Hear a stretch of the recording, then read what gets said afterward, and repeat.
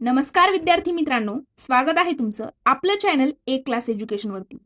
तर मित्रांनो, लाडकी बहीण योजना तुम्ही जर फॉर्म भरलेला असेल तर तुमच्याकरिता एक चांगली बातमी या व्हिडिओमध्ये मी सांगणार आहे। व्हिडिओ स्किप न करता शेवटपर्यंत बघायचा आहे, जेणेकरून कोणतीच अपडेट तुमच्याकडून चुकायला नको। आणि मित्रांनो बघा, जर तुम्ही आपल्या चॅनलवरती पहिल्यांदाच आले असाल तर आपलं चॅनल सबस्क्राईब करून बेल आयकॉनवर सुद्धा प्रेस करायचं आहे, जेणेकरून अशीच महत्त्वपूर्ण माहिती तुमच्यापर्यंत लवकरात लवकर पोहोचेल। आणि मित्रांनो, त्यासोबतच तुम्हाला कोणत्याही प्रकारचा डाऊट असेल तर आपल्या चॅनलच्या अबाउट सेक्शन मध्ये टेलिग्राम ग्रुपची लिंक आहे, त्या ठिकाणी जाऊन आपला टेलिग्राम ग्रुप जो आहे तो सुद्धा तुम्हाला जॉईन करायचा आहे, जेणेकरून अशीच महत्त्वपूर्ण माहिती तुमच्यापर्यंत लवकरात लवकर पोहोचेल। चला तर मित्रांनो, आपण आजच्या व्हिडिओला सुरुवात करूया। तर मित्रांनो, भरपूर जणांनी आता मागच्या महिन्यामध्ये जेवढ्या काही लेडीज आहेत त्यांनी सगळ्यांनी लाडकी बहीण योजनेचा फॉर्म भरलेला आहे, पण प्रत्येकाला त्या ठिकाणी दिसत होतं की पेंडिंग आहे। ओके, प्रत्येकाला काय त्या ठिकाणी दिसायचं, पेंडिंग आहे। मग त्याचा अर्थ काय, प्रत्येकाला वाटायचं मग फेक आहे वगैरे, तर नाही। बघा मित्रांनो, जर तुम्हाला पुढचे अपडेट बघायचे असेल तर पहिली स्टेप असणार आहे प्ले स्टोर वरती जायचं आहे। प्ले स्टोर वरती गेल्यानंतर तुम्हाला नारी शक्ती दूत हे ऍप जे आहे ते तुमच्या मोबाईलमध्ये डाउनलोड करायचं आहे।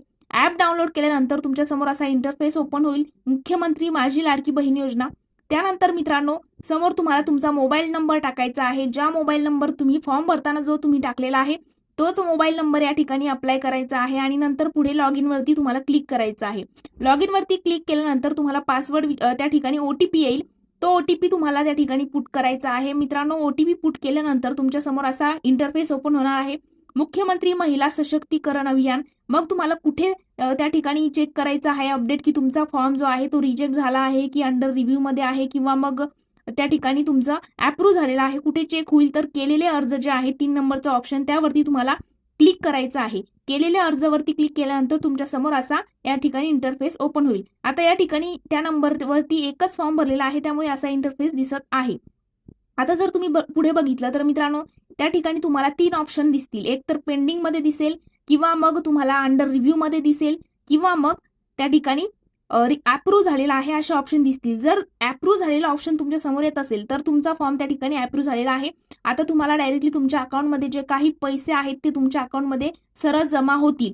जर तुमचा त्या ठिकाणी अंडर रिव्ह्यू मध्ये दिसत असेल तर तुमचा फॉर्म जो आहे तो रिव्ह्यू मध्ये गेलेला आहे, म्हणजे त्या ठिकाणी तुमचे कागदपत्र पडताळणी वगैरे सगळ्या गोष्टी होतील, की राशन कार्ड वगैरे जे काही तुम्ही अप्लाय केलेलं आहे ते योग्य आहेत की नाही। म्हणजे अंडर रिव्ह्यू मध्ये तुमची म्हणजे त्या तुमच्या आयडीची चेकिंग केली जाईल, तुमचे जे डॉक्युमेंट्स आहे ते डॉक्युमेंट व्हेरिफिकेशन वगैरे होईल। आणि मित्रांनो, रिव्ह्यू केल्यानंतर मग तुमच्या तिथे जे आहे अप्रूव्हचं ऑप्शन दिसायला लागेल। जर तुमचं पेंडिंग मध्ये असेल, पेंडिंग दिसत असेल तर पेंडिंग नंतर तुमची अंडर रिव्ह्यू मध्ये जाईल, त्या ठिकाणी तुमचं सगळं व्हेरिफिकेशन वगैरे होईल आणि नंतर तुम्हाला अप्रूव्हचा मेसेज येणार आहे। आता ज्या लोकांचं, ज्या महिलांचं या ठिकाणी रिजेक्ट झालेलं आहे, ओके, जर तुमच्या समोर असं रिजेक्टेड दिसत असेल की the survey has been review and not accepted, it cannot be resubmitted and no further action is needed। म्हणजे बघा, जर तुम्हाला या ठिकाणी रिजेक्टेडचं ऑप्शन दिसत असेल, जर नाकारलेलं असेल तर काहीच तुम्हाला टेन्शन घ्यायचं नाहीये, पुन्हा एकदा तुम्ही फॉर्म फिल करू शकता।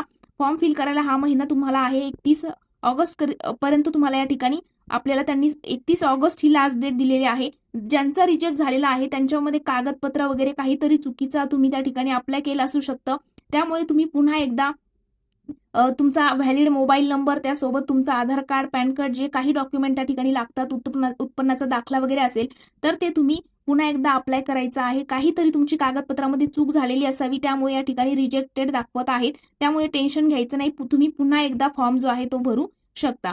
तर अशा पद्धतीने मित्रांनो ही अपडेट होती। जर तुम्हाला व्हिडिओ आवडला असेल तर व्हिडिओला लाईक, कमेंट आणि तुमच्या मित्रांसोबत देखील शेअर करायला विसरू नका। आणि तुमच्या ज्या बंधू भगिनी असेल, ज्या फॅमिली मेंबरमध्ये त्यांनी फॉर्म भरलेला असेल त्यांच्यापर्यंत सुद्धा ही अपडेट पोहोचवायची आहे। सोबतच मित्रांनो, तुम्हाला कोणत्याही प्रकारचा डाऊट असेल तर आपल्या चॅनलच्या अबाउट सेक्शन मध्ये त्या ठिकाणी आपल्या टेलिग्राम ग्रुपची लिंक आहे, तो टेलिग्राम ग्रुप जॉईन केल्यानंतर तुम्हाला जे काही डाऊट येतात ते तुम्ही त्या ठिकाणी आम्हाला पर्सनली मेसेज करून तुमचे डाऊट सुद्धा विचारू शकतात। प्रत्येकाला त्या ठिकाणी रिप्लाय सुद्धा मिळणार आहे।